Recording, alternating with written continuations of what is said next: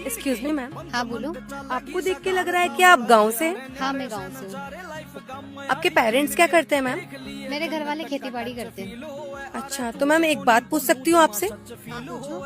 आप सब खेती बाड़ी करते हैं तो आपके घर खर्चा चल जाता है? मैडम खेती बाड़ी से घर खर्चा नहीं, पूरी दुनिया चलती है। राम राम। राम राम। पर नाक ना चटाइए कदे भी, देसिया में कमी देख के तेरे